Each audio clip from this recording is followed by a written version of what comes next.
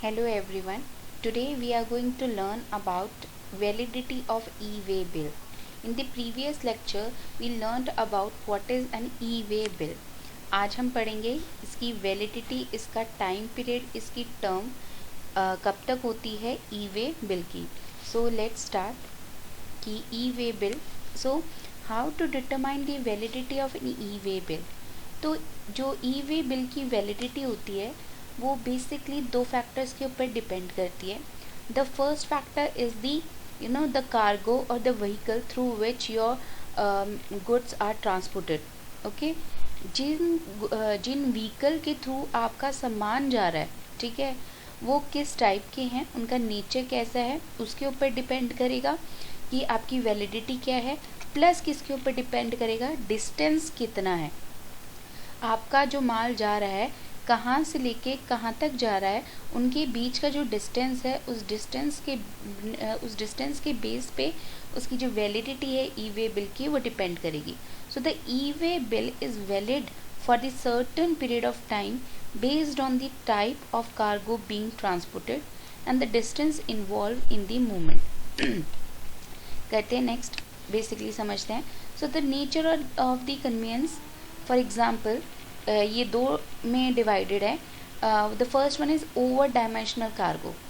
जो आपके ट्रक हैं वो बहुत ही बड़े हैं, ठीक है ना, ओवर डायमेंशनल हैं.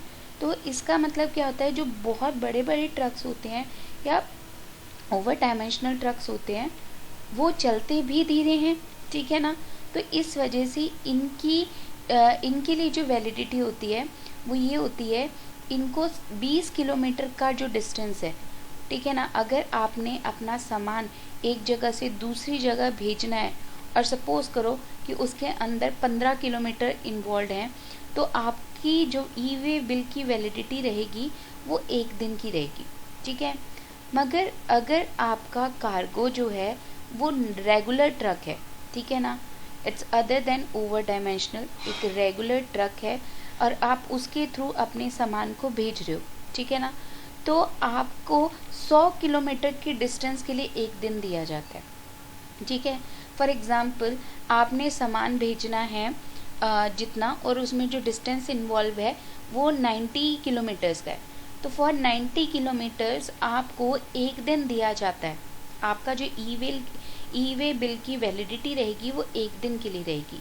और जैसे जैसे उसमें 100 किलोमीटर्स ऐड होते जाएंगे, हर 100 किलोमीटर के लिए 1 डे ईच ऐड होता जाता है, ठीक है ना. तो ओवर डायमेंशनल के लिए एक दिन होता है अप टू 20 किलोमीटर्स, और हर 20 किलोमीटर्स के पीछे आपको एक दिन मिलता है in the case of over dimensional cargo.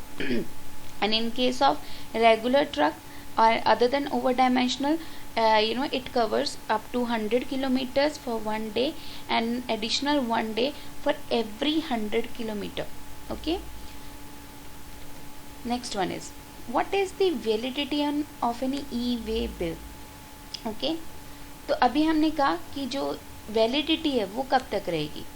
So the relevant date for the purpose of computation of validity of the e-way bill shall be the date on which e-way bill has been generated.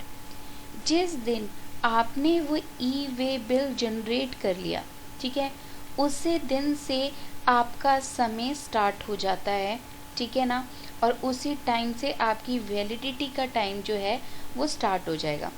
So the relevant date for the purpose of computation of validity of the e-way bill shall be the date on which the e-way bill has been generated, and the period of validity shall be counted from the time at which the e-way bill has been generated.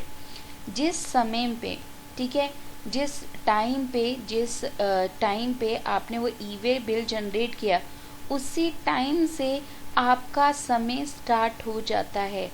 And each day shall be counted as the period expiring at midnight of the day immediately following the date of generation of e-way bill. जिस समय में आपने e-way bill generate किया, next following date की जो midnight है उसी दिन आपका एक दिन पूरा हो जाएगा और उस दिन तक आपकी वैलिडिटी रहेगी, ठीक है ना. ऐसा नहीं है कि अगर मैंने आज 5 बजे जो है वो बिल जनरेट किया, शाम के 5 बजे मैंने बिल जनरेट किया, तो अगले दिन के 5 बजे तक उसके एक दिन पूरा होगा। नहीं, उस रात की 12 बजे जैसे ही वो मिडनाइट आएगी वैसे ही वो 1 डे पूरा हो जाएगा।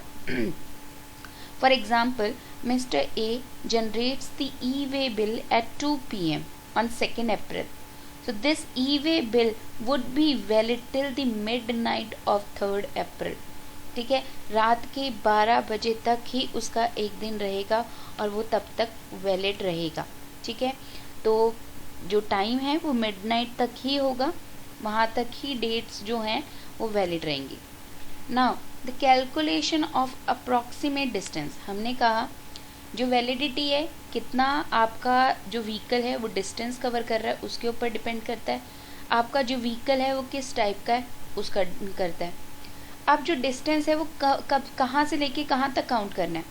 सो जो the distance depends upon the distance between the location of the supplier, जो आपका जहाँ से आपका सामान डिस्पैच यानी कि सप्लायर ने जहाँ से वो इनिशिएट किया था, सप्लायर की लोकेशन से लेके लोकेशन ऑफ द रिसिपिएंट, ठीक है ना, दोनों के बीच में जितना डिस्टेंस है वो डिस्टेंस क्या होगा, आपका काउंट होगा, ना कि वो डिस्टेंस जहाँ पे आपकी ट्रांसपोर्टर की लोकेशन है। सामान जहाँ से उठाया गया यानी कि ट्रांसपोर्टर की लोकेशन से लेके लोकेशन ऑफ द रिसिपिएंट तक नहीं डिस्टेंस होगा, जहाँ से सप्लायर का डिस्टेंस है, जहाँ सप्लायर है उस जगह से लेके जहाँ तक रिसिपिएंट का है वहाँ तक आपका डिस्टेंस काउंट होगा। So the validity of e-way bill depends upon the approximate distance between the location of the supplier and the location of the recipient, not the distance between the location of the transporter and the location of the recipient. So I hope कि आपको इतना समझ आ गया हो। Thank you very much.